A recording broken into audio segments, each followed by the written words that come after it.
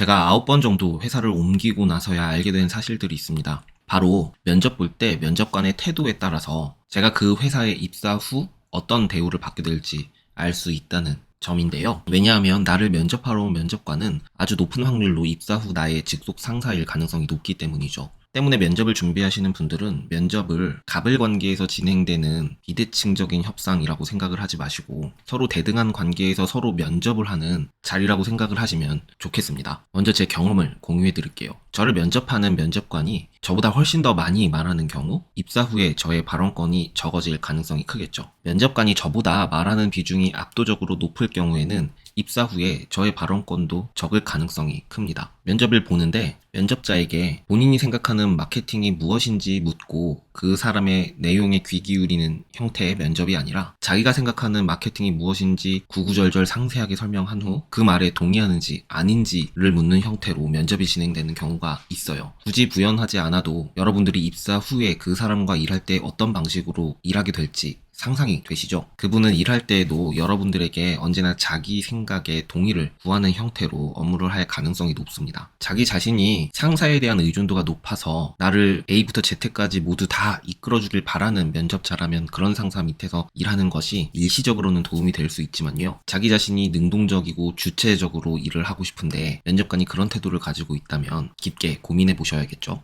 그리고 면접관이 나의 언행을 있는 그대로 받아들이지 않고 이면에 딴 생각이 있다고 과잉 추측하거나 자신의 틀 안에서 제 생각을 해석하려고 한다면 실제 일을 할 때도 그런 사람일 가능성이 매우 높습니다. 이런 유형의 사람들은요, 자신의 주장과 다른 주장을 한 사람이 실패해야 자신 주장의 신빙성이 증명된다고 생각하기 때문에 협업이 매우 어렵습니다. 심지어 노골적으로 다른 사람의 실패를 바라기까지 하고요. 다른 사람을 지원하는 것에 매우 비협조적인 태도를 보입니다. 경험상 이런 주장을 하는 사람은 대부분 실천가가 아니라 이론가인 경우가 많더라고요. 실행을 하고 결과에서 인사이트를 찾는 사람이 아니라 형식주의에 매몰돼서 작전을 짜는 것에만 집중하고 실제 실행은 나 몰라라 하는 경우도 많습니다. 그 밑에서 일하는 직원들이 실행은 대신하고 언제나 수습도 대신하더라고요.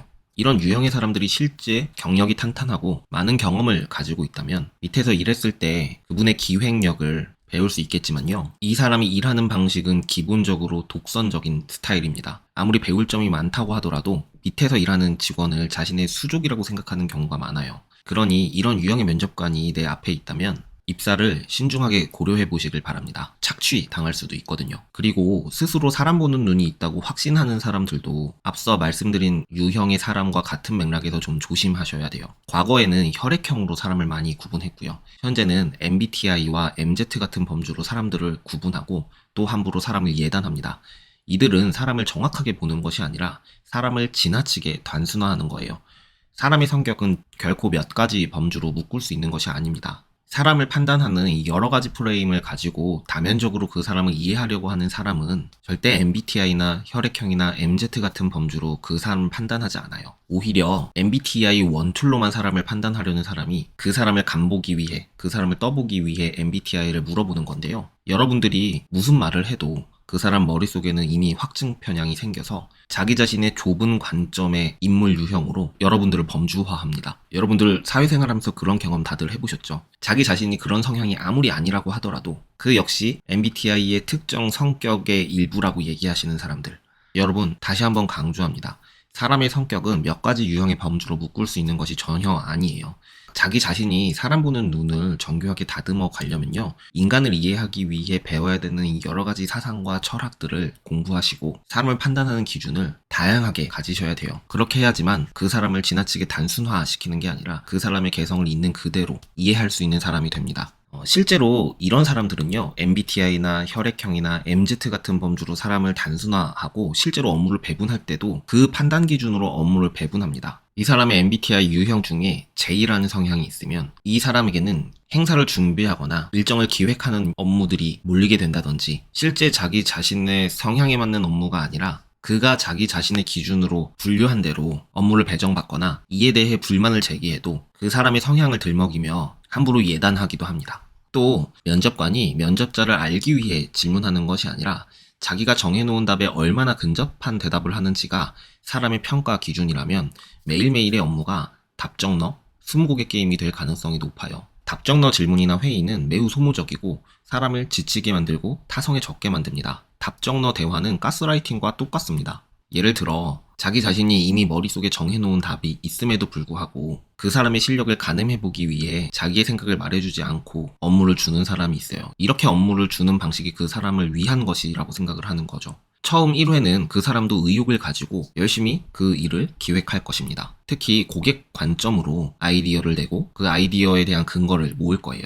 하지만 그 결과물을 본 상급자가 자기 자신의 생각과 불일치한 결과물이 나왔을 때 그것을 2번, 3번 반복 작업하게 되면 그것은 이미 정상적인 커뮤니케이션이 아니라 상대방이 도대체 어떤 생각을 하고 있는지를 끊임없이 묻게 만드는 가스라이팅과 똑같아집니다. 이런 방식으로 일을 진행하게 되면 당사자는 어차피 내 작업은 내 상급자가 수정할 테니 상급자가 수정할 수 있는 수준으로 업무의 질을 하향 평준화하기 시작해요. 내가 아무리 공을 들이고 만들어봐야 결국 그 사람 생각대로 결과물은 수정될 테니까요. 이렇게 답정너 대화나 20곡의 화법을 면접 자리에서 면접관이 사용하신다면요. 그 회사는 아무리 대외적으로 평판이 좋더라도요. 당신에게는 그 회사가 지옥이 될 가능성이 있습니다.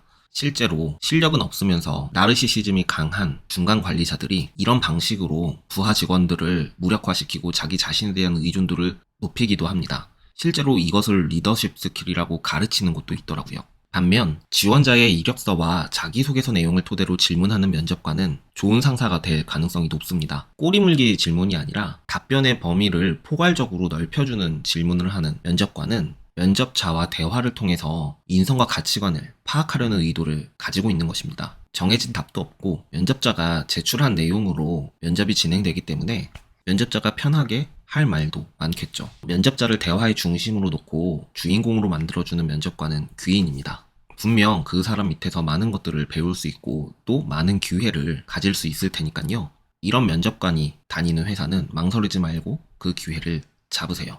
오늘 내용이 지금 처음 회사를 입사하는 신입부터 다니던 회사를 그만두고 이직을 준비하는 경력자까지 도움이 되셨으면 좋겠습니다. 마치겠습니다. 감사합니다.